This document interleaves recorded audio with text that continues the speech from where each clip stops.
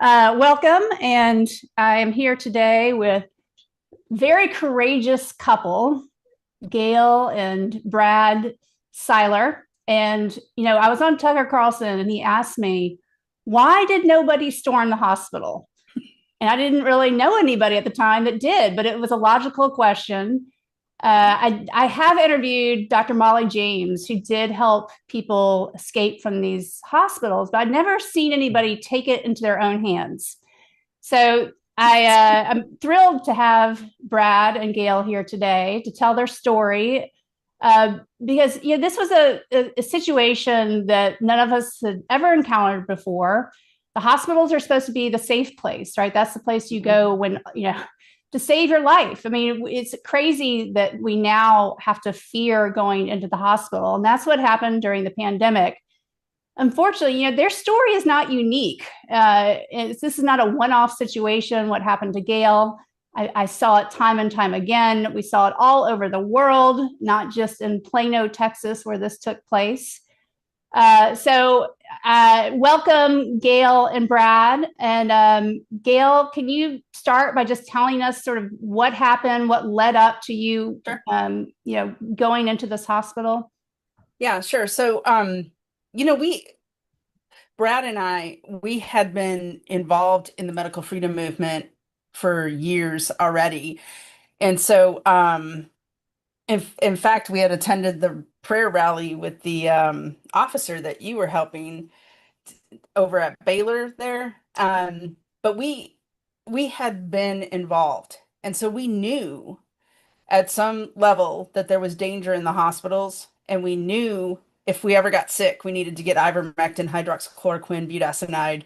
We had been to the symposiums, and so when I got sick, it was we had a lot of vaccinated people over for Thanksgiving, and I got sick right after, Mm-hmm. and I do think it was because of the shedding. So, Wait, I want to back up. So was yeah. Thanksgiving dinner one of those situations where they wanted to know your vaccination status? No, but like we knew like some of our relatives were very pro-vaccine. They were so scared they got it, and some of our friends and I'm sensitive to the shedding, like and Very we sensitive. kind of knew that. But on the other hand, we knew the dangers of the vaccine, and we didn't want to like exclude people who had the shot because we don't know how long they're going to be here, right? And Mm. some of them have passed already. So um I, we made a decision that we were vaccinated or unvaccinated, we were going to have everybody at Thanksgiving. And we kind of have this Thanksgiving, he always calls it the land of misfit toys. If people don't have a place to go, they come to Mhm. my house for Oh. Thanksgiving and Christmas. So we're like, it's just like a hodgepodge of people. And so we did that. I started getting sick right after, and then he started to get sick. But I he took me to a clinic that was doing the monoclonal antibodies, and they wouldn't give them to me.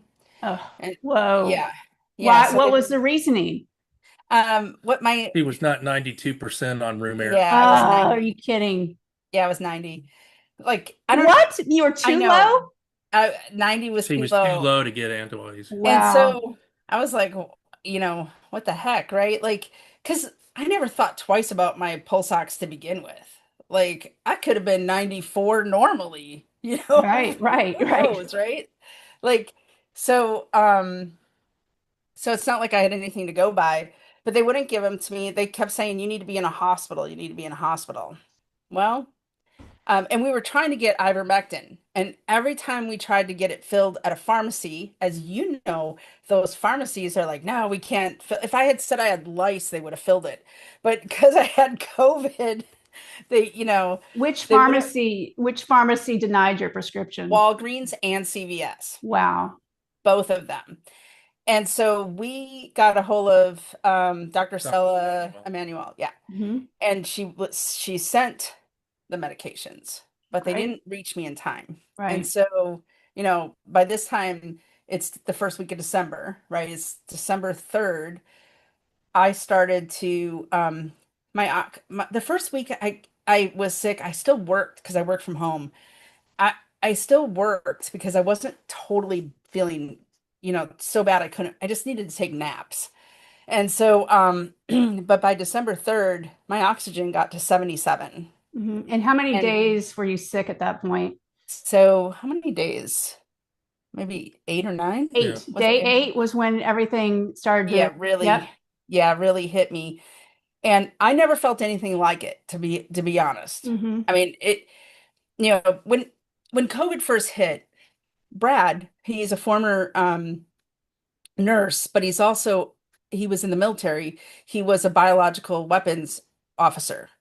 He knew, like right out of the gate, that it was bioengineered. He knew it was gain of function. He said this doesn't act like a virus. This acts like something from the military. And so like he bought nothing that they no information. Like, he was, and so when I got sick, he had that knowledge to know like that this is not like your normal virus. This is something that is weaponized. And so it was affecting me so horribly. And when it got to 70, when my oxygen got to 77, he said, you do need to go to a hospital. You need oxygen. I said we need to talk about Going, if you need to go to the hospital, where are you going where to are go? we going to go? Right. And so there had been an article in the Dallas News about Plano, Medical City, Plano, where Colonel Allen West had went there and he got ivermectin and hydroxychloroquine and budesonide, him and his wife. And I think he stayed one night and she was released the same day. But they got better, right? So we're like, okay, we'll go there because they're most likely to give us the protocol we want. So we went there. We had a horrible long wait, even though Well, we took the FLCCC protocol because that was the one that was written down, document. publicly available, and that's the one we wanted to use. And so, yeah, and so we got there and at this point, I don't know, like I could barely walk. Like I could, we were walking down the hallway, we couldn't find a wheelchair. I was about ready to pass out. Nobody would help us get a wheelchair. All the door corridors were locked down. Even if I saw a wheelchair, I couldn't get to it. There was none at the front door like there almost always is any other day. There was none, no wheelchairs available anywhere. And so he flagged somebody down and she was telling him where to go for a wheelchair and then she took a look at me and she was like, "Oh, let me get one." And she brought a wheelchair to you and then he wheeled me the rest of the way. But he put all the things that he filled out the form and he put like really big, her oxygen is 77. He was checking my pulse ox the whole time that I was in the waiting room. I'd been an emergency room nurse, so Mm-hmm. doing Right. triage, Yeah, I put down in their speak, Right. the critical things that they needed to know. yeah, and I think we waited about an hour. Wait, yeah, a little over an hour. Yeah, we just sat. Nobody ever talked to her. And eventually they brought us back. He gave them the FLCCC protocol, and they said, "Yeah, we do that protocol. We'll do that protocol." And that was in the ER. And then they made him leave. What I think now is And I thought I was leaving her there for them to help her. That's what I Of thought. course. Well, that's a Because logical. I was an emergency room nurse. That's what you do in the emergency room. you help. Right. And yeah, so they made him leave. And now I always say it's because they didn't want witnesses to everything that was going to happen after that. And so I was in the ER for 36 hours and they were waiting to open an ICU unit and they needed a certain amount of patients needing the ICU before they would open a unit and bring in a team and all that. And so I think there were about five of us that went up, you know, when they opened the ICU. And they hadn't started any protocol at that point. And so, but I didn't realize that then what I, looking back, realize now, they were increasing my oxygen. Mm-hmm. They were steadily increasing the oxygen that they were giving me. Were they giving you breathing treatments? No. Of course Oh, not. no. Just to No, just to because not that would spread rebreathing. the virus. That was their All thinking. right. You Right. Exactly. can't do that. Exactly. Right. Can't do that. They were And she was on a non-rebreather because we don't want her spreading. Right, right. We right, can't. exactly, exactly. It was, yeah, they wouldn't even let me get up to go to the bathroom. Like I had to use that pirouette thing that it was so weird. And then they kind of forced catheterized me. Oh, But yeah, it was pretty bad. And so they took me up to the ICU and when they rolled my bed forward, I could see the person in the next room was already vented and there was mm, somebody sitting there crying over oh, them. So that scared the hell out of me. And then they backed me up into the room and it was probably about 8 hours later we met Dr. Gang Quach. He comes in, he's the hospitalist. I don't know what that is, but he's the hospitalist and he's going to be in charge of my care. And the first thing he asked me was if I was vaccinated or not, of as if it had course. something to do with the treatment, right? Hmm. And I tried to be polite. I don't just go, no, there's no way I'm taking that clot shot. Um, I said, no, we're waiting. We're waiting. I work from home, so we feel it's prudent to wait.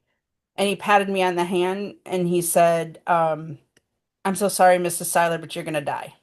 Yeah, I mean, unbelievable. I, I, Wow. this was both a horrible thing, but also a blessing because when he said that, Scared her. I knew that they were going to kill me or they were Right. going to try to kill me. And so it put me on very high alert. I immediately called him. I said, well, we got to call my husband.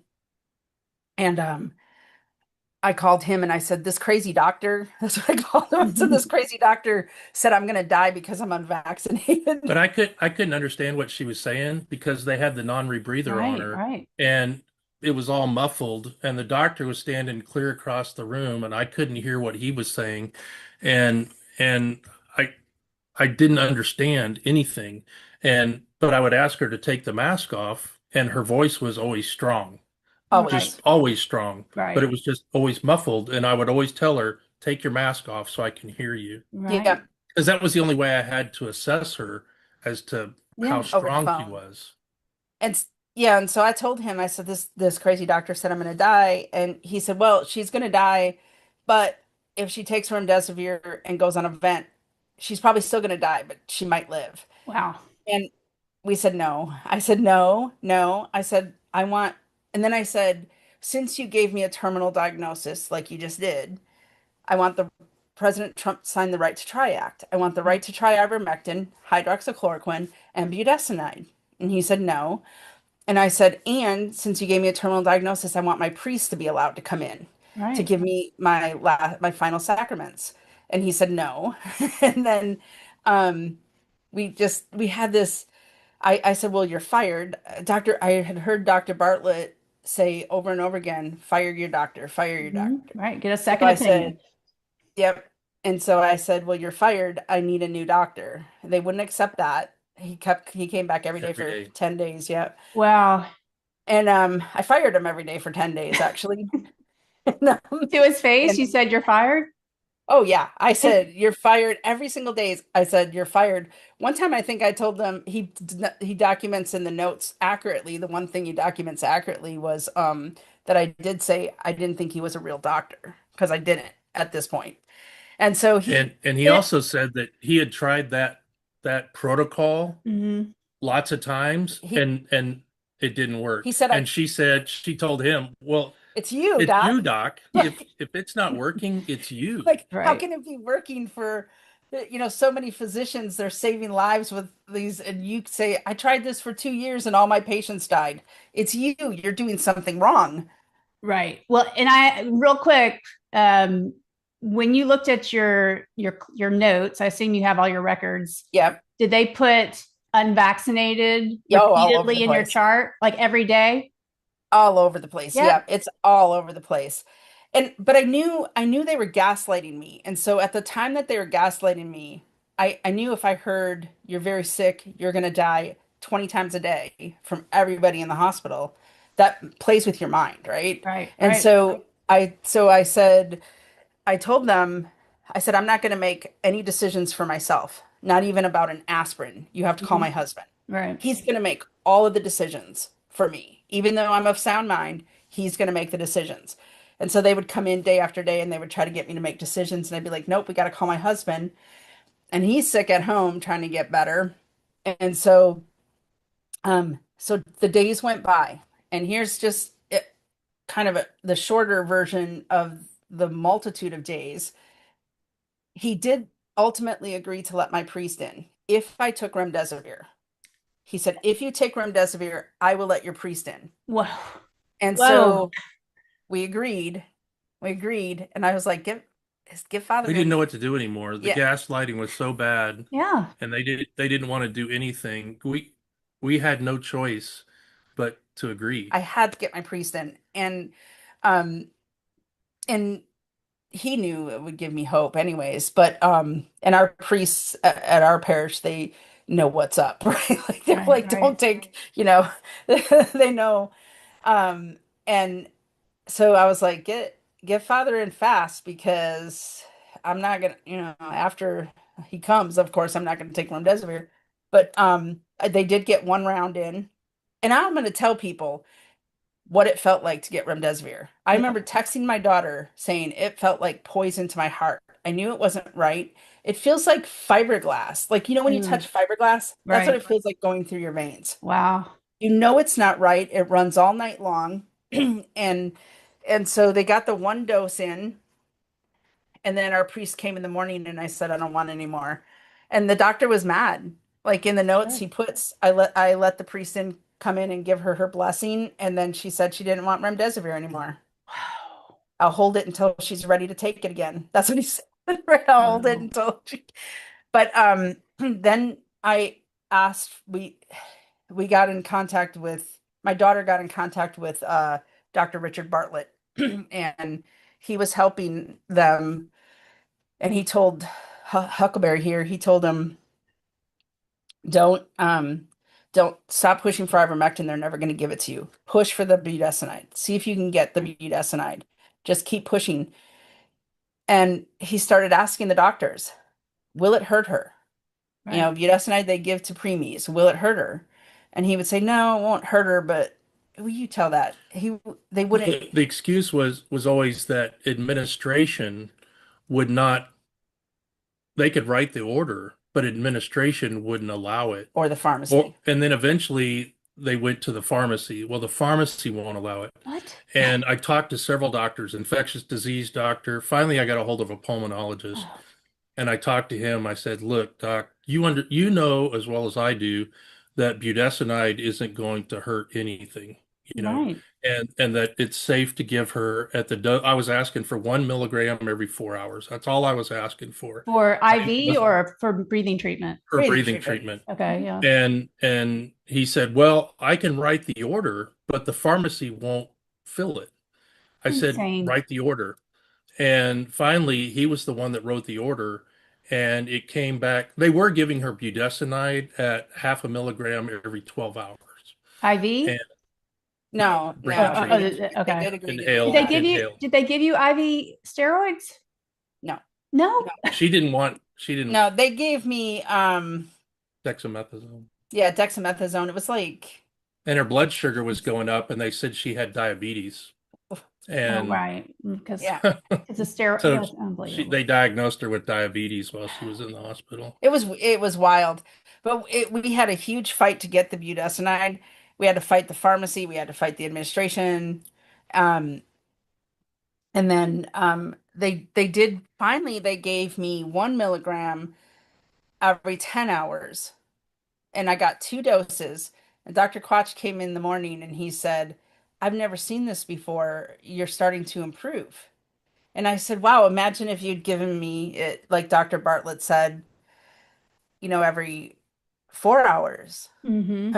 and threw in some ivermectin. And I made a joke. I'm like, I'm not asking for eye of newt. I'm asking for like ivermectin. And no laughs, but he wouldn't give me the budesonide. He said no, he wasn't going to do it, even though he saw it working. And then they started replacing some of the budesonide with albuterol, which is not the same thing. Right. No, you did. And so we caught that, and we had to keep fighting for just even 2 times a day to get the budesonide. And I hadn't had The other problem was they had moved me up to a BiPAP, which was killing me, and I had no mouth care. Hmm. My hair was matted by this time. I hadn't been cleaned. I didn't They didn't give me water for 7 days. 7 days. Unbelievable. And they And you're would not give on me a ventilator. It's not like you no, I'm can't not on a drink. right, exactly. No food, No, no she had to water. keep the mask on so she didn't contaminate them. Right. And so that was crazy. And so and they didn't even come, look, they didn't even come in the room a lot. They would stand like at the end of the bed.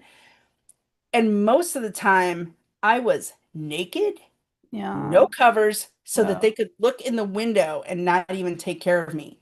Like, Whoa. so they could peek in at me on the window. If they came in, if they had to give me the Lovenox shot or something like that. But otherwise, they would just peek in the window and like no privacy curtain, nothing. And so, but no water. And then they started bringing me in a cup of water with laxatives in it. And they wanted me to drink it. And I said, I can't, I'm going to dehydrate. I can't Right. drink that. And they would leave And it. were they And giving you IV fluids at least? there was several days when they didn't have that on, and a nurse did flip out. She was like, "This needs to be on constantly." She was like yelling at the other nurses. It was Hmm. a head nurse. I think it was on like the third day where she was like, "Yeah, you need to." But I was starting to like deteriorate just from the lack of water. Right. The oxygen was Oh drying yeah, her out. it was. I had this It was thick. humidified, but Right. I It mean, dries you I had out this so bad. thick. I had this thick film in my mouth. I kept having to dig out. And then like I had a suction thing Hmm. and they would drop it on the floor and just give it back to me. But I didn't have a choice. Like I would suffocate if I didn't use it. Ugh. And then it was so like the lack no of mouth swabs, nothing, mouth care, nothing. nothing. And so eventually I I don't know, I reached for something and I knocked that glass of water over. And this patient care tech, it was her first day on the job. She came in and she said, "Oh, Miss Gill, you knocked your water over. You want me to get you some fresh water?" I was like, "Would you?" And some ice chips too. And she Right. brought me 2 cups of ice chips and a glass of water, a cup of water, which I drank. I had to sip it, and because I This was was 7 days into your hospital stay? 7 days into Wow. my hospitalization, and that water felt like heaven. I bet. There, it didn't bother me as much to not have food for 12 days, right? The 12 days I didn't have 12 days, no food. 12 days, no food, no nutrition. No. I didn't even No banana bag, no I nothing. got a banana bag on the 11th day, right? The Wow. 11th day. And so, and we had to fight for that. Do you No think, I mean, were vitamins. you physically capable of eating if the food had Yeah. been there? Yeah, Yeah. If they had brought yeah. it. Yeah. If they had brought it, especially drinking, like Right. it You could do a was straw. It's, yeah. right. Yeah. I mean, Keep going, tell them about the what else happened after that the with the fluids, the insurer and oh yeah. So then, a nurse came in and she's like, "Why are you drinking? You're nothing by mouth." And I was like, "I don't know who told you about that because here I am drinking, right? Like I'm drinking and I'm fine. Like I'm drinking, it's okay. It's okay." And she's like, "Okay, I'm gonna go get you some Ensure and see if you can drink that." Hmm. And she came back and she said, "Well, the doctor said you can't have the Ensure, and you can't have any more water, but you can have ice chips." So I'm like, "All right, I know how to turn." They were ready to ventilate you. They wanted They to, want that's exactly what yes, it is. the whole time. That's what they were going for. They didn't want me to have anything in case, well, because they wanted to vent me. And but I know how to turn ice into water because I'm college educated. And so I know like if you just let it melt, it will be water. So I'm like, okay, bring me all the ice chips you can. right, right. And so then they called he every day they would come in and I would fire him and then I would call Huckleberry and And I would have to ask her to take her mask ask off. off and talk and I would do that and they would panic because I didn't have my mask on, but I was fine. My voice was strong. And so then the doctor said to him, "What do you what do you want me to do when she codes? What do you want me to do when she codes?"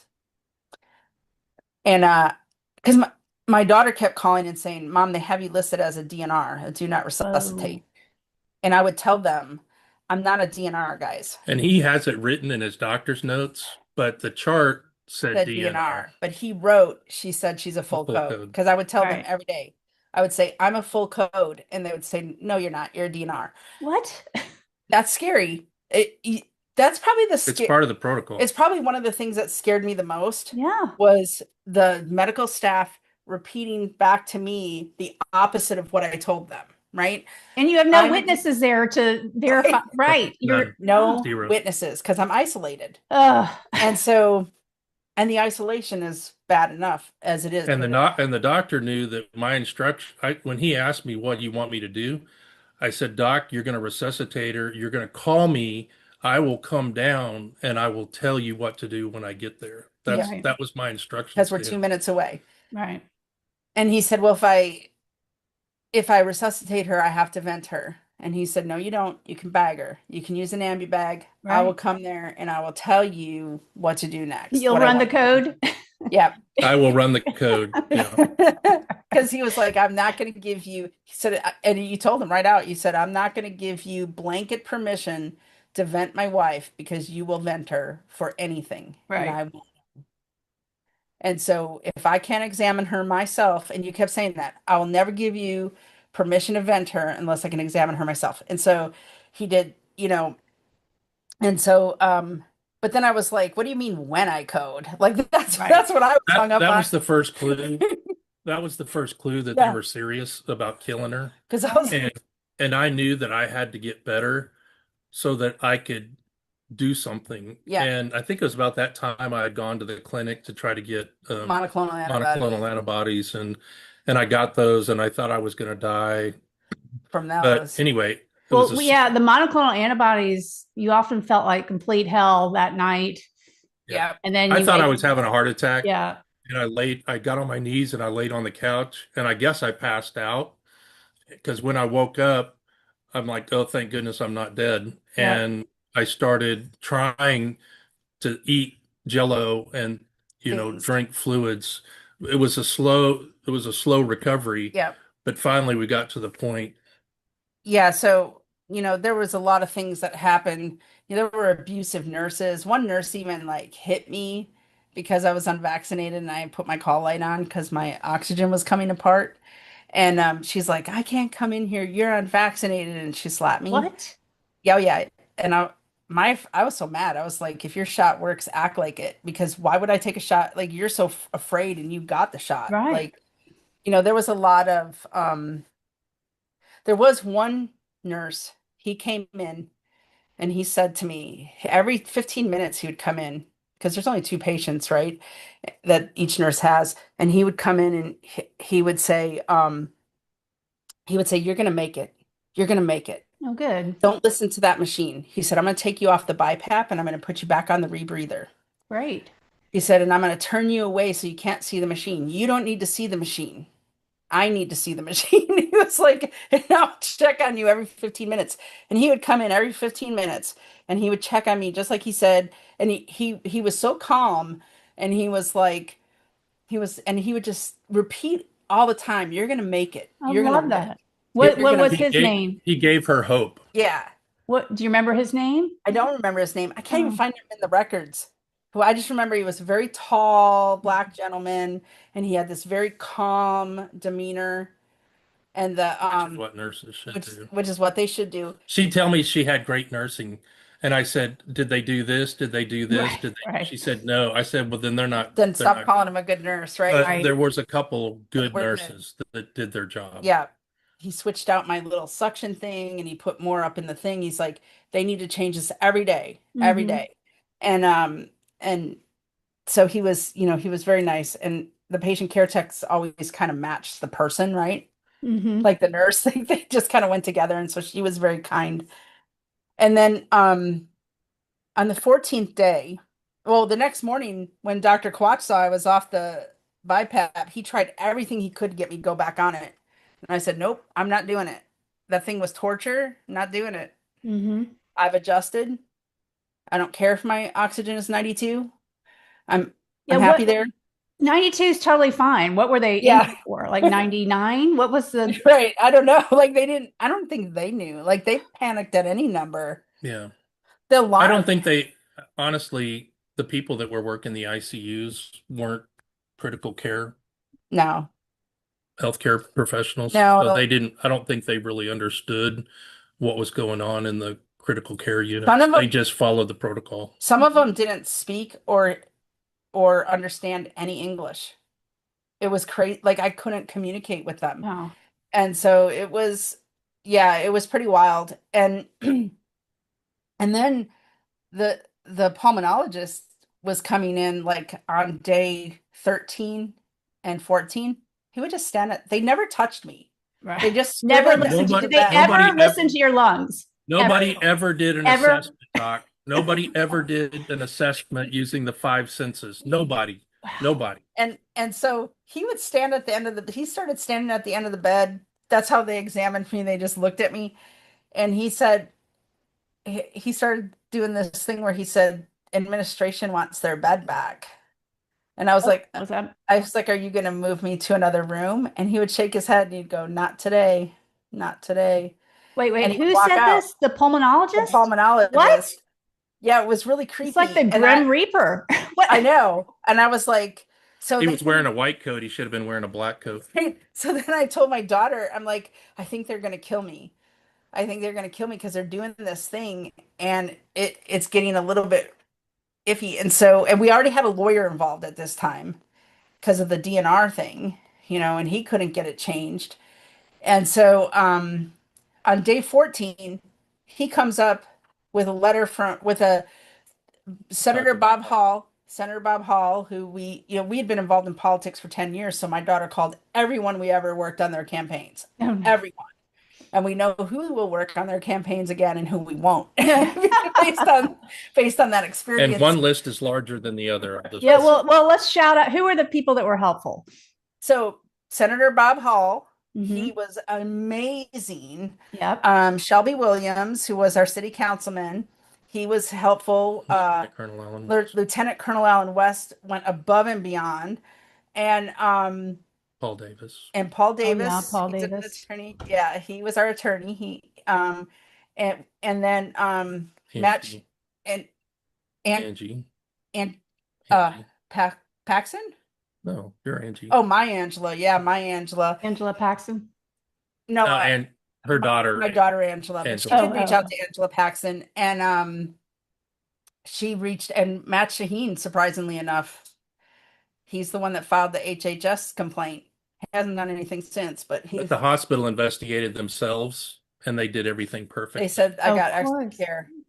But he came up with the bill. There's two Texas bills that have more holes than, as you know how the bills go, they put these little loopholes in it.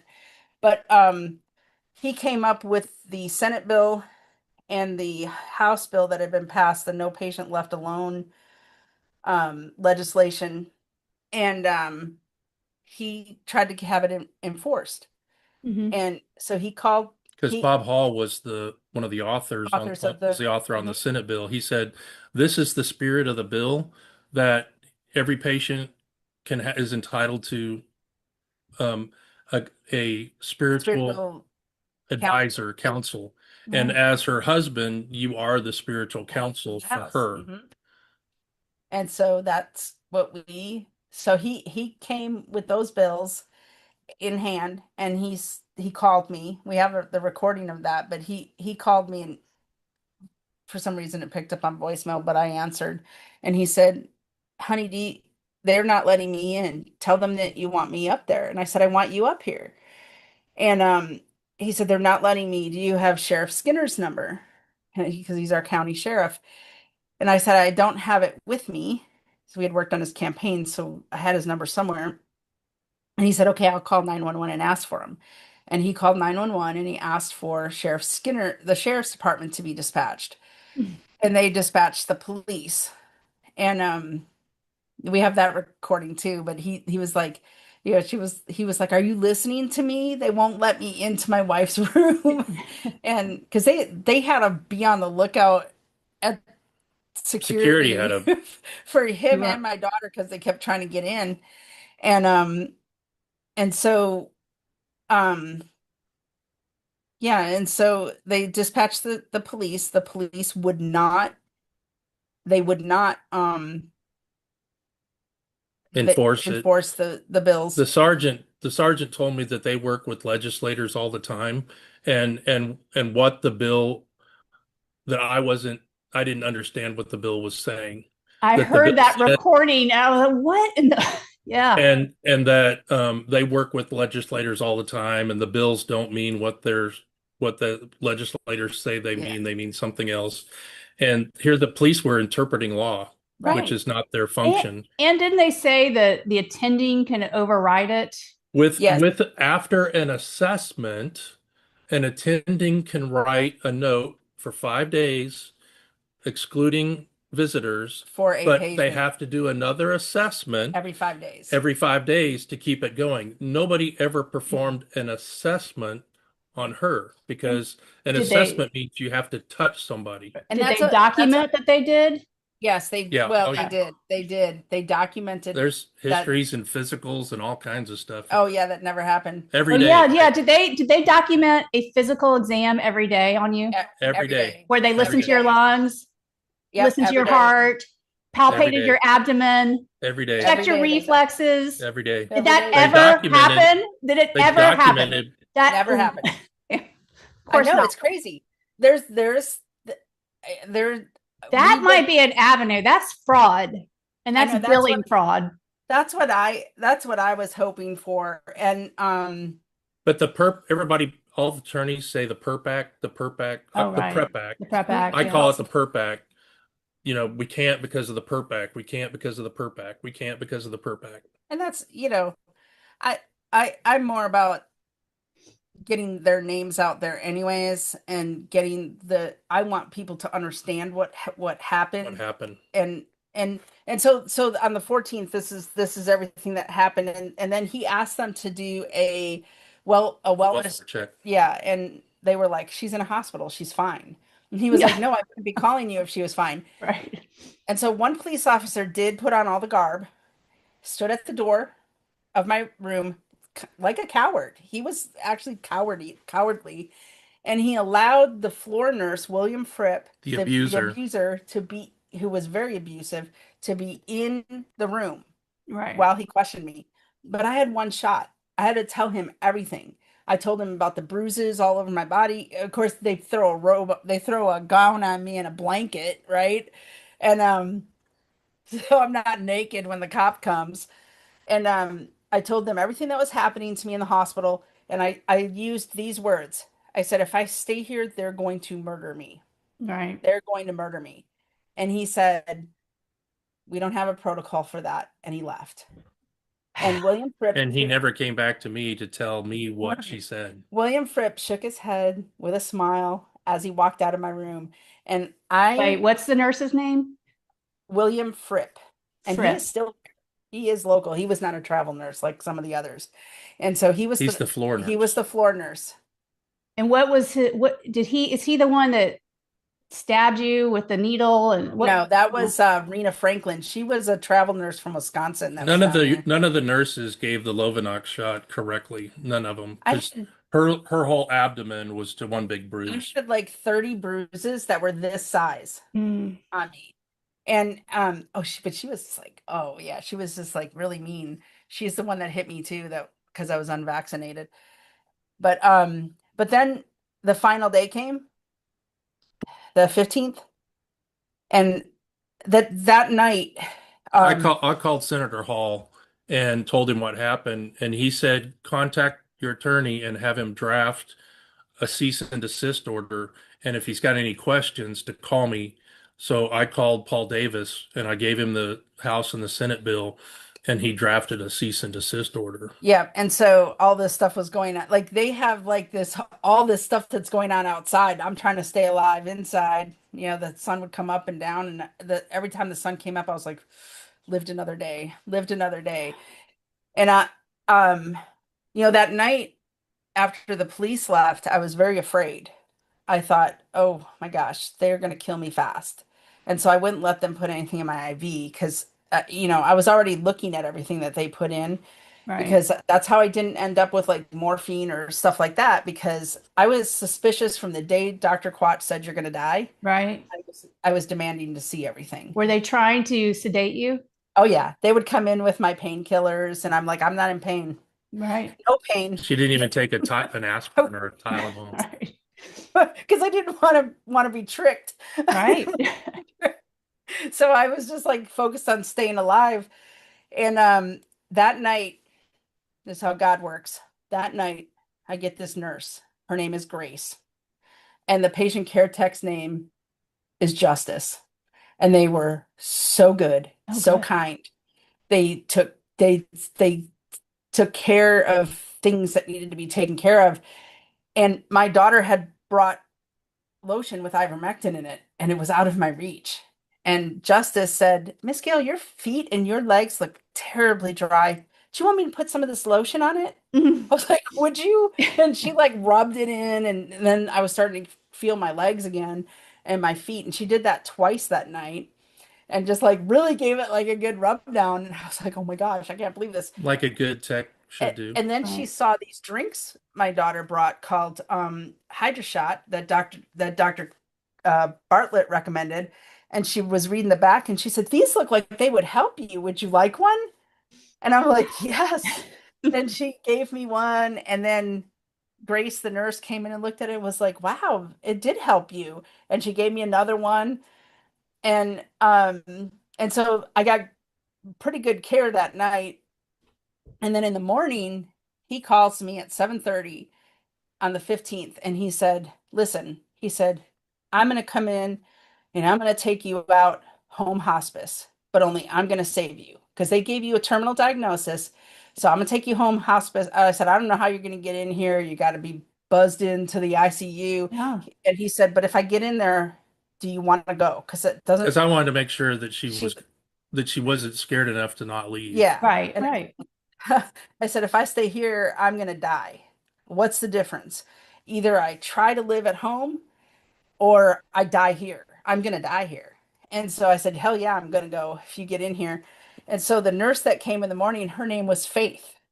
So I'm Mm. like, thank you, God. And she said, she was nice. She was saying, this is what we're going to do today. And this is, I'm going to be your nurse. And I said, oh, I'm going home today because I was still hypoxic, right? And she's like, I don't think they're going to release you today. I said, no, I'm going to go home today. She was like, okay, probably not. And, cuckoo. And then when he gets there, Well, the X-ray machine came in to take the daily chest X-ray. and he was like, oh, you're not on the list. And he's like, and when he was pulling his machine out, the door caught and it didn't close all the way. And so when he comes about 9:30, 9:40, and the Wait. old security guard Yeah. that's sitting at the desk isn't there. And there's this young kid. And so he just And I took the cease and desist order. I put Mhm. it on the desk. I said, "You guys are not letting me see my wife. The cease and desist order says that I'm going to see my wife." And he's like, "Yes, sir." And I went over the elevator doors that were always closed. You had to push the button. They were standing wide open. And I walked Mm. onto the elevator. I pushed the third floor. I went up to the third floor. I turned left, right, headed down the hallway, got to the ICU, and the doors that were normally closed and locked were standing wide open. wide And open. her room Wow. was straight in front of me. Crazy. All I had to do was walk straight. And so I walked into our room. I shut the door behind me and I said, "Honey, I'm here." He goes, Oh. he came barging. I was like, there's my Huckleberry. That's where he got his name Huckleberry from, right? And I was like, there's my Huckleberry. And let me tell you, that old security guard saw him get on the elevator and went He was running up facing the me down the hallway. Oh. Whoa. stairs, and everybody came chasing him in there. And when he walked in, I was naked, Yeah. dirty. I was covered in poop, right? I had all, he saw, the first thing he saw was all the bruises and the window and no No privacy privacy curtain, curtain. no nothing. Everybody who walked by could see me. He was pissed Yeah. when he saw the condition I was in. Like he was shocked, pissed. I, I've never seen anybody in the hospital treated Like like an that. animal like that that. Right. that looked that bad after being in a hospital. Yeah. It disgusted me. And Awful. and so when they chased him down and they all came in the room and they're like, "You need to get out of here." He turned on his, it's one thing to be cocky to him on the phone. It's another, he's a big guy. It's another when he's standing there big as life. And he was like, he was like, "I'm not going anywhere. You're not going to kill my wife. She's not your guinea pig. Where's her privacy curtain? Why is she naked? Why is she full of poop? You better clean her up. You better go get her." He was like giving them orders. I love And it. they were like literally so scared they were running into They each were other shocked. They didn't know what to do. I because love he was it. like, he took command of that room like he was back in the military. And then when they would leave, he would look through the cabinets. He'd be like, "We're going to need this at home. We're going to need this at home." We started packing my bags and we were praying. And then they called the police. You called the police. Senator Bob Hall called the police Whoa. to try to help me. The police were not there to help me, as you could tell Right. from the Every time recording. the police were contacted, it was to help us, and they wouldn't They help would, us. Right. their goal was to get him out of the room, Right. and I would have died. But Senator Bob Hall called him and he was like, "Listen, if they make you leave, don't don't get arrested. Just, We'll figure out we'll another figure way. out another way." And Right. he was like, "Okay." And then he hung up and he was like, "They're gonna have to take," he goes to me, he goes, "They're gonna have to tase me and drag me out of here." I'm not Once leaving. I was there, I wasn't leaving Right. with them. And so for 6 hours we went back and forth. And they would bring in they finally started, well, they sent in two No, doctors. and just to say, there was nobody threatened anybody Right. Right. with anything this whole time, right? I No. mean, it was all just being present and being direct and telling people there was no threats or Right. anything like Right. that Right. made. And I was able to say what I want. And like there's a recording of my daughter where she's telling them, she's like, "My mom's not afraid of my dad. Right. She's afraid of the hospital. She Right. wants to go home with my dad." Right. And and so they sent in two doctors to gaslight me. And that one of them had all this tribal crap all over. It was- We call Shaved head, we call her the witch the doctor. witch doctors. I, when she first showed up on the scene a couple days before that, I was like, "You're a doctor? I can't believe it." And she had like pink hair on one side, shaved head on the other side. And I was like, I truly asked for ivermectin, not Ivernewt. And she looked very scary. And she came in with this other doctor, the pulmonologist, I think it was, who said, "We're not going to release you." So, and then she started telling me, she said, he cannot manage your oxygen at home." And I looked at him and I said, um, well, he spoke up and she was like, "I'm not talking to you. I said, yes, I can. And she said, I'm not talking to you. I'm talking to my patient." And I looked at him and I said, "Can you, do you have everything you need?" And he said, "Yes." And I said, "I trust my husband. I would rather die at home with him trying to save me than be murdered at your hands." And How'd they that were like, go? didn't go very well. And he questioned them. He said, "You don't even have a stethoscope on." They go, "We would use that one." He goes, "Well, I haven't no." I said, "Nobody has ever listened to my lungs." One of those disposable stethoscopes Yeah. was on the Right. wall. Right. And so he said, "Go ahead, osculate her lungs."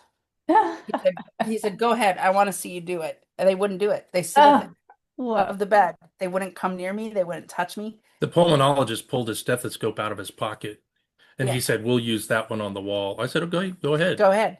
He said, "Go ahead, because none of y'all have done it." The, And they still wouldn't and do it. they still wouldn't do it in front of them. They wouldn't do it, and they just walked out. And then they kept bringing in. Uh, they started to bring in a against medical advice form, and I said, "No, I want a home hospice form because I'm not letting you off the hook The sergeant came in, the police sergeant came in and said, they want you to leave. I said, okay, but I'm not leaving. without my wife." And he left, and then they brought in the AMA form. Yeah, and we kept saying, "No, I'm leaving." I told them I'm leaving because of medical advice, because I know from other doctors that if I stay here, I'm going to die. So I'm actually leaving based on medical advice. But Right. you bring me a home hospice form because I'm not letting you off the hook for what you've done. And eventually the police came in too, and I said, you're going to have to decide as officers if I'm a patient or a prisoner.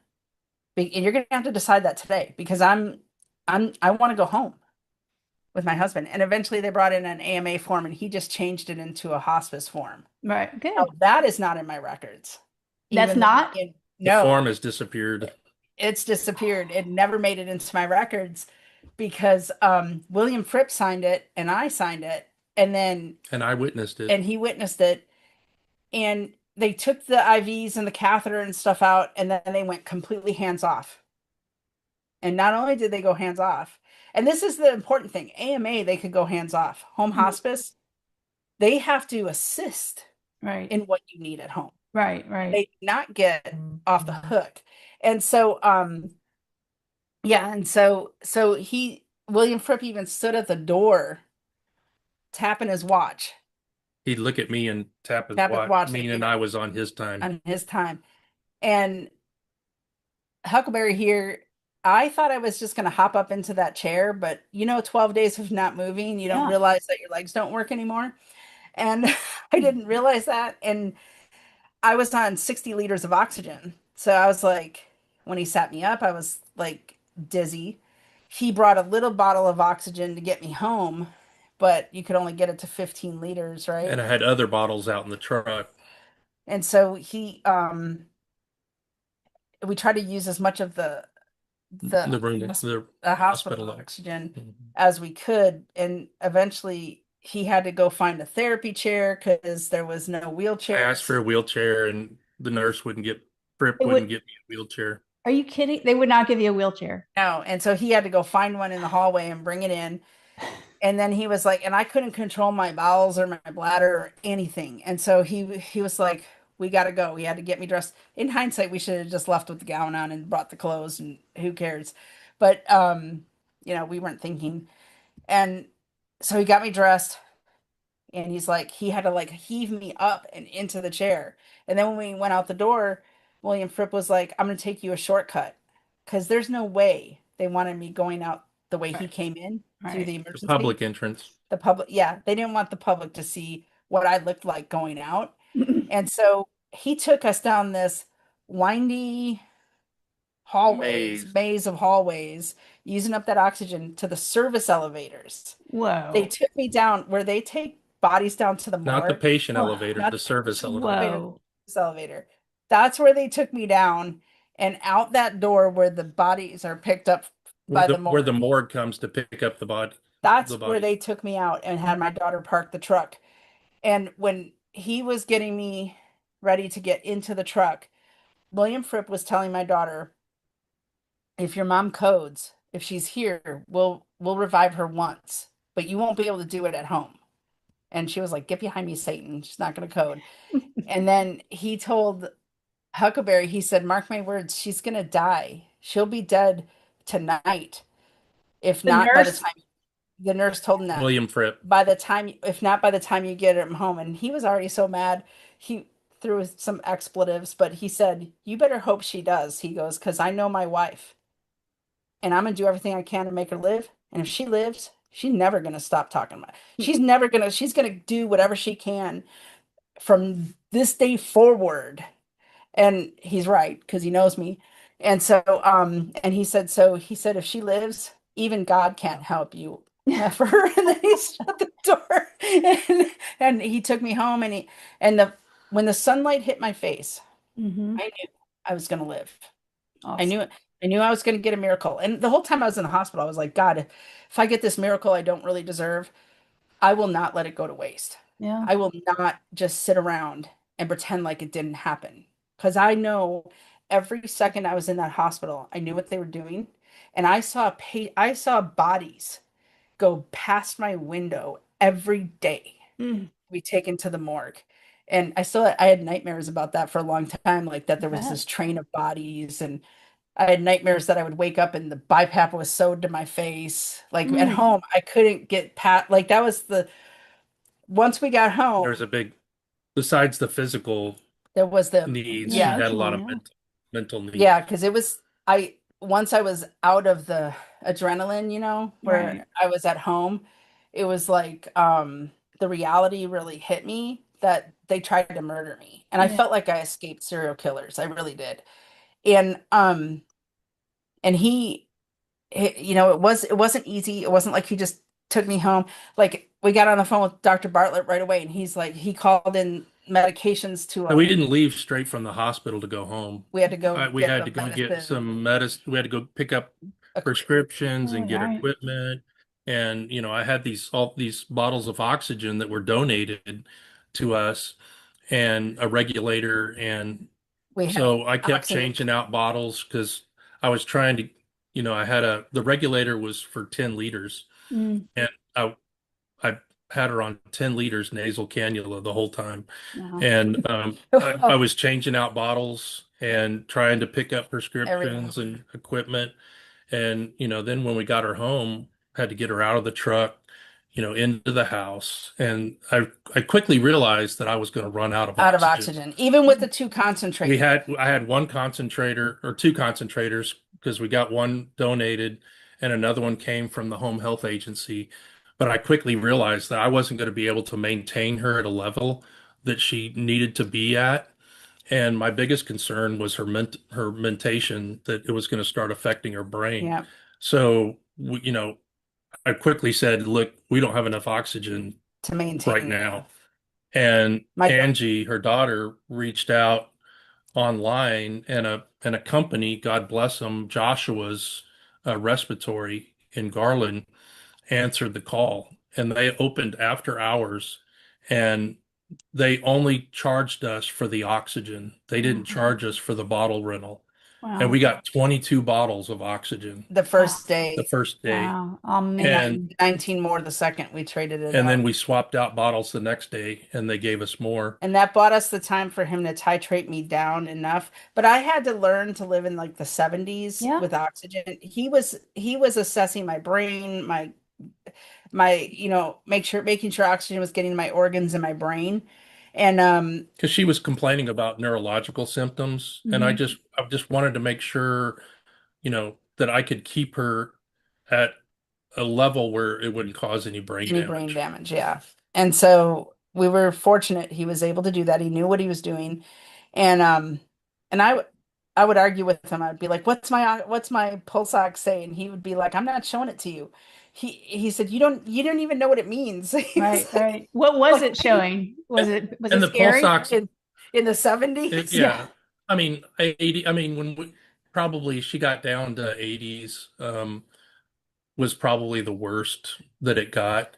But I'd have conversations with her and she was responding normally, and so I just had her maxed out, and then I would turn the oxygen down when out of her sight.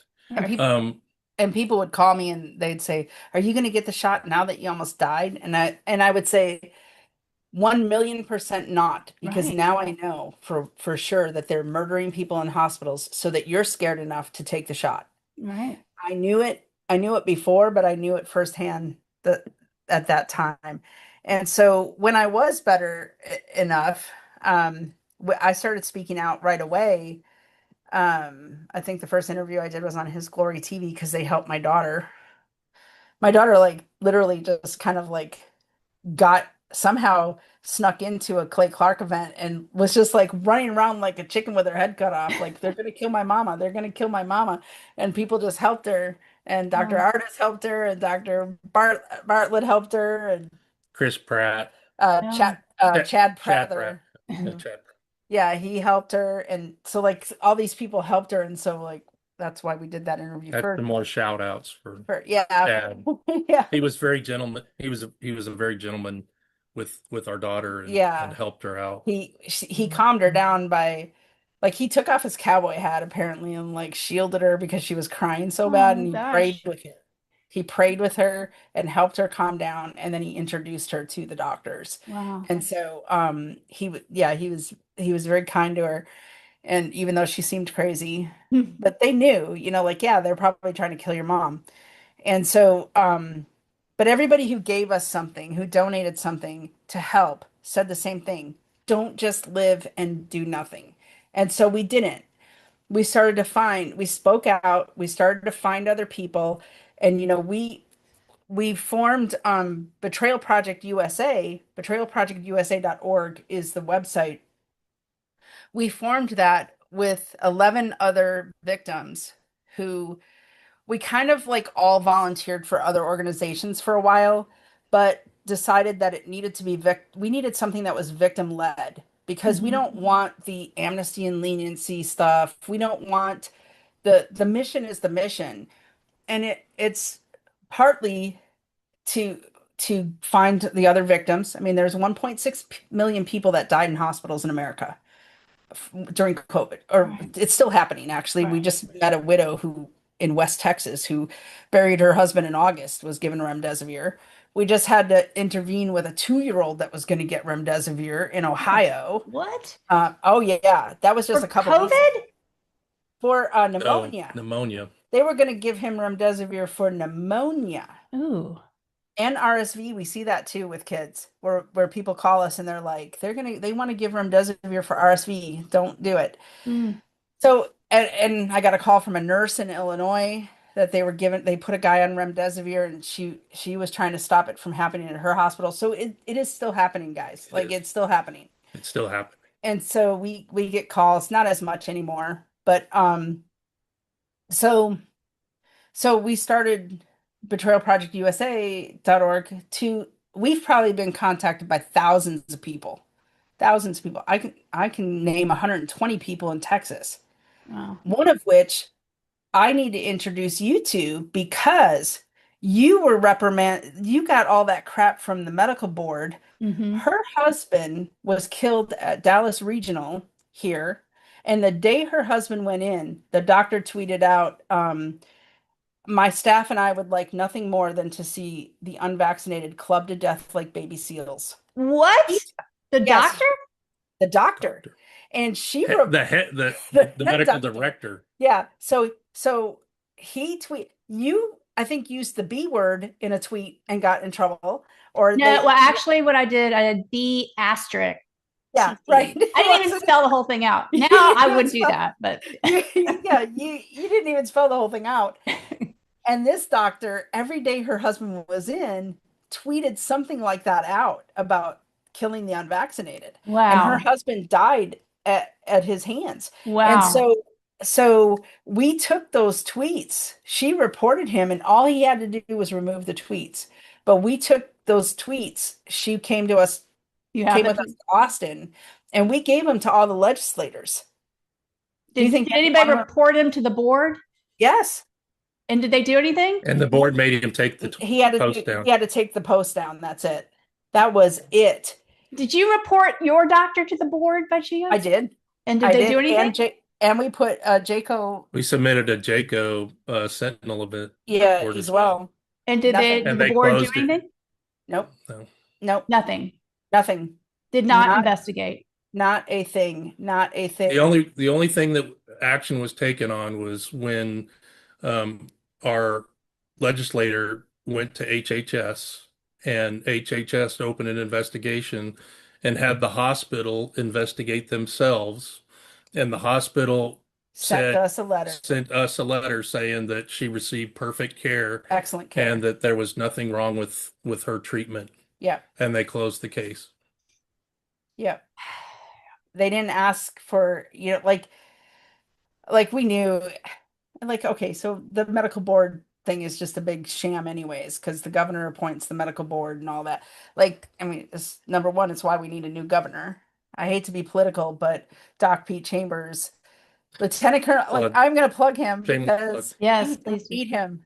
We need him. And Texas needs them for and sure. because I've even, when our story was in Epoch Times, I I had a legislator call me and said it happened to his neighbor, and he's not a legislator anymore, but he got beat in a primary, but he said that Governor Abbott knows that this is happening in hospitals, but he's not going to do anything about it because of the money. The Right. money his campaign receives from Big Pharma and all of them. And I think you had a program where you were asking legislators to sign that they wouldn't take that money. and that money matters. Yeah. Yeah. And in Texas, It's all about the money. and in Texas, it matters when you look on a candidate's financials and you see Dick Weekly or Texans for Lawsuit Reform, you know they're owned by the pharmaceutical and hospitals and things like that. So you have to watch for that. So that's important. But the main reason we started this organization was because there is confirmation bias out there. People still believe that people died of COVID, and instead of, I mean, in a sane world, you and the other doctors, they would have said, okay, we need you guys start a center of excellence because Mhm. all your patients are living, and here they're dying, right? That Right. in a sane world, you guys would have been the ones to set up the centers of excellence in how to treat COVID. But That never that happened. never happened. You just had this same protocol that was killing, and it was incentivized. Right. It was, here, let me give you money for bad outcome. And hospice moved its way up the ladder to become an initial intervention and Instead not of the an end intervention.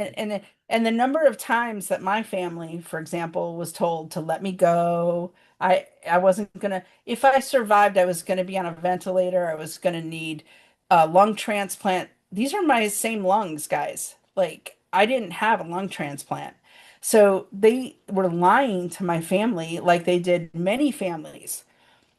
But out of thousands of people that we heard from, we probably only heard from 70, roughly 70 survivors. Many of them had been on a ventilator, Had to and go through rehab. but the number one thing we see with the survivors is something interrupted standard of care. So think about that. You Right. survive if something interrupts standard of care. Right. In his case, it was him storming the ICU. So when Tucker Carlson asked you, Yeah. did why didn't anybody ever do that? It did happen. We do know other people that it happened with. They didn't get in because they were arrested on the way or whatever. But there's a few. A But few out there. when we advocate for people or help people advocate for themselves, that's the one thing we say. Your family better be on the same page Right. because they will Yeah. go to the weakest link, Yep. right? And they'll kick everybody else out It except doesn't for have to be the legal power of attorney. Right. It's, yep. If it's somebody other than the legal power of attorney, that's the person they go they to Yep. and they kick everybody They else out. they will go to who will comply because their goal is to kill you as fast as they can. And But after I reviewed records just so I could tell people what happened Right. yeah, because they didn't know what happened. Right. They were isolated. They have no idea what happened to their loved ones. And I would review records just to help people understand what happened, even though it was the same story, just to help them understand what happened to their loved ones. And then we started to develop the 25 commonalities. well, it's on our website. It's the hospital deadly playbook. Mhm. It is the modus operandi that they used, and it starts with. And I don't want to let doctors off the hook that have their little practices. It doesn't start with the hospital doctor. It starts with the doctor that you go to, and he knows better, but he or she tells you go home and do nothing. Exactly. That doctor just turned the patient into a victim. Yep. And so That's the first step to the that playbook. that's why we say that's the first step. I don't want to just put it on the hospital docs and the administration because that doctor could have intervened. Right. And you go to the ER, and the ER doctors, while many of them did put, oh, kidney issues, not a candidate for remdesivir to try to save their patients. You could have simply, if all of the doctors had stood up and did what you did, right? Ivermectin works, right? Like, I mean, if I mean, there's a big control group out there Right. of people who took ivermectin and hydroxychloroquine, and the, I don't understand why we're still talking about other interventions when we know Cheap, effective, Well, safe. and safe treatment. I witnessed people like you that came to my clinic with very low oxygen saturations, and Mhm. I threw the kitchen sink at them, Yeah. and they survived. So, I mean, Yeah. it's. But I wanted to ask you, Brad, when you were reviewing those records, did you, so I reviewed records and I saw that they were euthanizing people. Like I saw a Yes. Mhm. patient that was, Yeah. he was dying. His respiratory rate was declining rapidly, but they finished him off. They gave him insulin with a normal blood sugar Yeah. level, and they gave him morphine when Fentanyl. there was no, Fentanyl is what I saw most. yeah. Fentanyl, Fentanyl. midazolam. And I mean, Right. I can kind of see when you're on a ventilator and you're bucking the vent and but Yeah. did you witness sort of in the very last minutes where they were finishing them off on Yeah. purpose, Yes. like Yeah. I did? It's very common to see drug administration in the last waning hours. Right. That is that's one of the tactics on the common tactics on our Deadly Hospital playbook as well, because that is very, very common. And a lot of the people that we've talked to, and I run a men's support group, um, and so men suffer most from guilt. Hmm. But several men have actually mentioned to me that if they made it to the hospital and were there to witness their loved ones, that they witnessed administration of medications right before the patient Yeah. expired. Yep. They weren't just left, they weren't hands off. They were actively, and they weren't coding them. They were Right. Right. They were. pushing medications. Andy So, Andy Costanis, who's on our board, his father was a doctor that helped start Baylor and Grapevine here. Mhm. Um, his father was killed at the very hospital he helped start, and him and his mother witnessed from outside the room. He almost got arrested actually trying to stop it. The nurse administering those drugs to his dad, and then his dad violently dying. And the nurse, he tells it, he's got a website as well called deathatbaylor.com, Oh but yes. he talks about how the nurse immediately left, got in her car, and drove away and never came back. And he tracked her down to, I think, Ohio or something. Whoa. But the administrator had told, he said, this is criminal. And the administrator told him, if you think it's a crime, call the police. And so they did, and the police did nothing. Yeah. But it's, but he hit, we see this time and time again.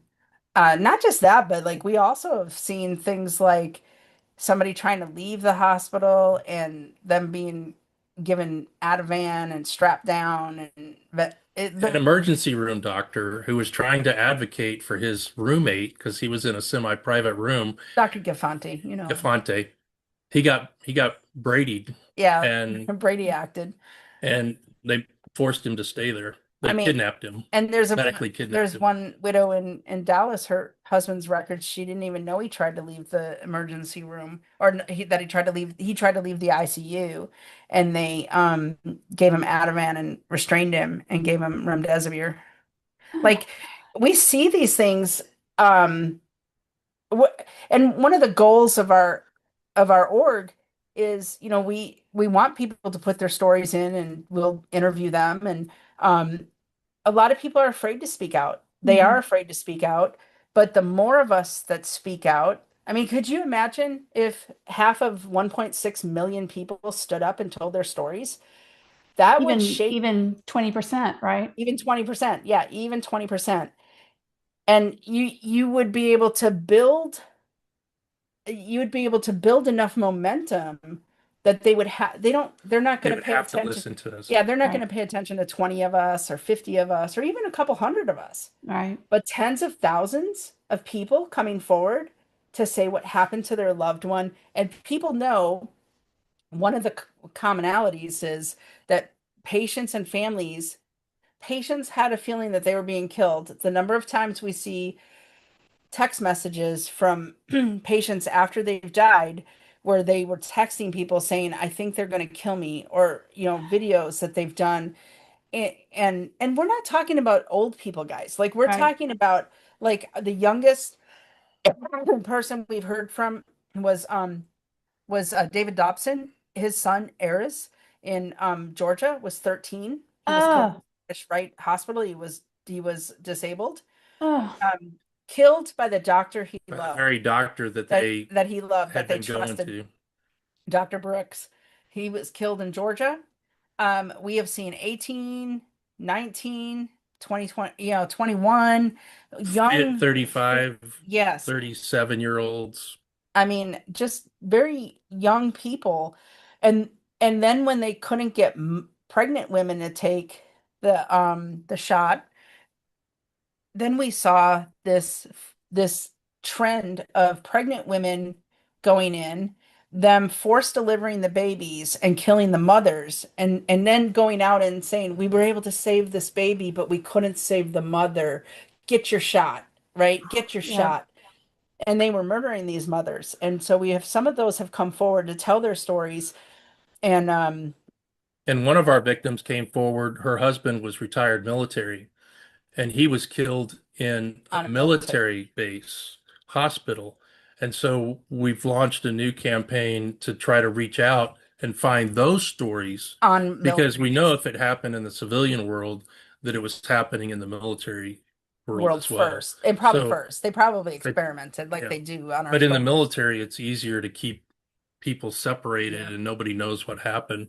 And I've heard people have told me that they know of people that were killed in the hospital, but they can't tell the story because they don't have direct knowledge of it, so they're not willing to tell the story. But I say So tell it anyways. Like tell what you know, right? Right. Right. Because there's the reason that they kept you isolated. It's so that people couldn't put the pieces together, Right. right? And so luckily, me, I could talk to them about their experience, my daughter advocating and my husband advocating, and then they could talk to me about my experience, and we could put those two things together and go, aha, that's a formula for disaster. And we are aggressively trying to get everybody to tell their stories. Go to betrayalprojectusa.org, tell your story, Yeah. put it in. We're going to interview you. We're going to put it out there. We're going to make sure it goes viral. Heidi's going to write a song. Yeah. The songs go viral. I love the songs. but You know, we're all volunteers Yeah. because we all have one thing in common, and that's the tragedy, the betrayal.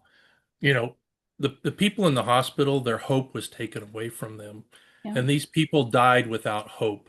Yeah. And as a registered nurse, I knew that hope was a lot of times the only thing that would keep my yeah, patients alive in an emergency situation. And the fact that they stole people's hope is the betrayal that everybody felt, that Yeah. these yeah, people were betrayed. Our loved ones were betrayed by a system that was supposed to help, and all they did was kill. And in medicine, if you do the same thing over and over again and you have negative outcome each time, why you keep doing the same thing over yeah, and over again? That Exactly. makes no sense to me. That Exactly. you're supposed to think outside the box. It's called the practice of medicine for a reason.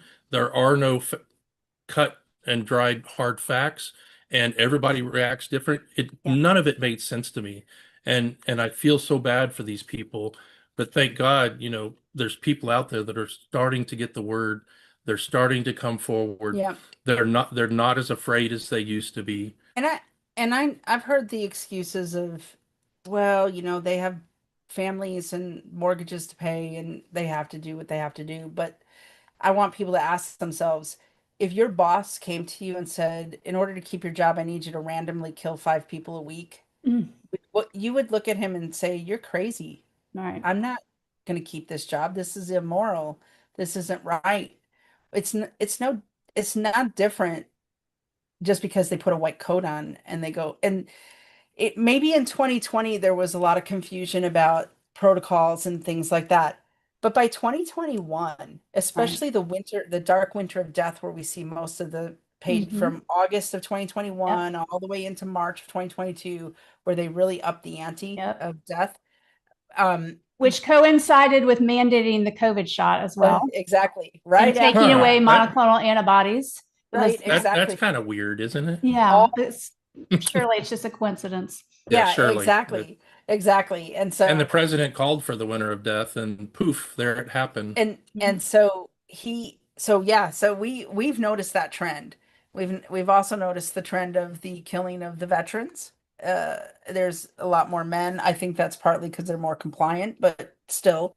Um, I like there was no reason in 2021 to be isolating patients, not giving ivermectin, not giving HC hydroxychloroquine was what took out SARS-1. They Hmm. knew when Hmm. SARS-2 hit. Like I lived in Europe during SARS-1. That's everybody got hydroxychloroquine. Hmm. It's like I mean it was like, oh yeah, this is what defeats it. So it didn't make sense to us that they demonized it. But we don't know the numbers, but of all the doctors in the United States, I don't know. I heard 500 About a doctors, thousand. but doctors that actually treated their patients like you did, out of their offices. I mean, I know of clinics that would treat people out in the parking lot, Hmm. just so they were doing something, Yep. We and did not, breathing treatments in people's cars. yeah. Yeah, And yeah. so I don't know how many million doctors there are in the United States, There's a little over 1 million. but I've looked. that, what 1% of them actually did their job. Um, that's frightening. And as a Yeah. nurse, me from the get-go, as a nurse, my primary role, as I understand it, is that in a healthcare setting, I am the primary advocate for my patients. That if there's no other advocate there, that's my job as a nurse. Right. And the fact that nurses didn't fulfill their role in a healthcare setting upsets me terribly. And after I found her in the condition that she was in, that it everything that I saw violated what I was trained to do, and there's no excuse for it. And I blame the nurses, because in the hospitals, the only people that were there to advocate for these patients were the nurses, Yeah. and they were the Yeah. ones pushing the drugs. Yeah. And that to me it was a betrayal to me as a nurse, that would happen in a hospital. Yeah, and there's lots of times I question doctor's orders, and there's lots of times that I got called on the carpet by administration for questioning a doc. How dare I question a doctor? But that's my job. Yeah. Right. And so, nobody ever said what I did was wrong. They just said don't question them. Right. That Yeah. if you have an issue, come to me. No, I'm gonna go to the doctor, and I'm gonna say, Doc, don't you think there's something? How about if we try this Right. instead of that? And It was always as I tried to offer an alternative, Right. and not just, Right. but it and the fact that this happened everywhere in the United States and probably other countries too, but every state in the United States is should be shocking enough. Almost every hospital, we have not found a hospital system yet that this didn't happen in. Um, and we've heard from so many, and so it's not we're what happened to me and where it could have gone, where it was supposed to go with me being vented and then dead. Um, that happened over and over again 1.6 million times. In Texas, it was over 100,000 people killed in hospitals. Those people need to stand up. Yeah. Like that, the only thing that will outweigh the money that big pharma spends is the is a politician not wanting to be seen as being part of a democide, right? So if I mean like that's it. Like if 30,000 people in Texas stood up, right? The politicians in Austin would act like they just heard of it. Right. Oh, I didn't know it was happening. Like and if people want to know who paid for it, we the taxpayers paid for that, we Oh, yeah. paid because to we kill never everybody. got a bill. We never got a bill from insurance. It Really? was all covered by government Did money. you get an EOB or anything, an itemized Well, statement? so I She got reported I did ask for the itemization from the hospital and I got that. And I reported to the insurance company fraud because number one, I fired the doctor, so he had no business putting any orders in, right? Right. So anything that Dr. Quach ordered for me, he did so as not my doctor, Right. as far as I'm concerned, right? And so but there really was billing fraud on there because there was stuff that they said they didn't. And so I reported it. The insurance company didn't want to hear about it, Mm. right? Because they've already got the money from the government, Right. right? Right. To cover it, right? And so yeah, so it's a but a lot of lot of people that I talked to, they never received a hospital Yeah, bill. they didn't. And so who's paying for it? We Right. are. The people Right. paid for that. Right. Right. And just the CARES Act money and the PrEP Act money and Yeah, all but of that's all that. tax money. I know it's all we literally paid for our own democide. It's like crazy. We have to, and they say you get the government you deserve, and sometimes you get it good and hard. So people do need to stand up and pay attention, because this didn't start with COVID, as we all know, and it's not going to end with COVID. So I would encourage people to go out and read the PrEP Act. That there's a separate PrEP Act for flu, for all different viruses. Like, it's not just, and then go look when you're done being shocked by that and horrified, because you should be. Go look at your state laws and see how the copious amount of live of immunity that these people have. You know, the common citizen, the And most only, of it was done by bureaucrats yeah, Hmm. because they pass a law and then the bureaucrats are the ones that the muddy only the waters. the only people who don't have immunity are we the people, right? Yep. And the PrEP Act is still active. Representative Thomas Massey does have a Yeah, bill yeah, trying to repeal the PrEP Act, which should yeah, be a step in the right direction. yeah. Well, That would be. yeah. It'd be helpful. Y'all's story is just incredible. I mean, it took so much bravery to do what you did, because you've got somebody on the verge of death, and you're really taking a big risk, and you made the right call. I mean, Brad, you saved your wife's life. You God are a saved her. hero. God saved her. Well, in God, but you had choices to make, and you did the right thing, and it's really impressive. So I commend you and thank y'all so much for coming on today. Everybody, please go to their website, betrayalproject.org. Is that It's correct? betrayalprojectusa.org. Okay. You got to put in the USA or you end up somewhere else. Okay. Betrayalprojectusa.org. Wonderful. And I just thank you so much for speaking up, organizing everybody, the victims' stories. The website is very impressive. And we all just need to stand up and keep speaking out. The pandemic is over, but the carnage I still see every day. And nothing, absolutely nothing has been done about it. So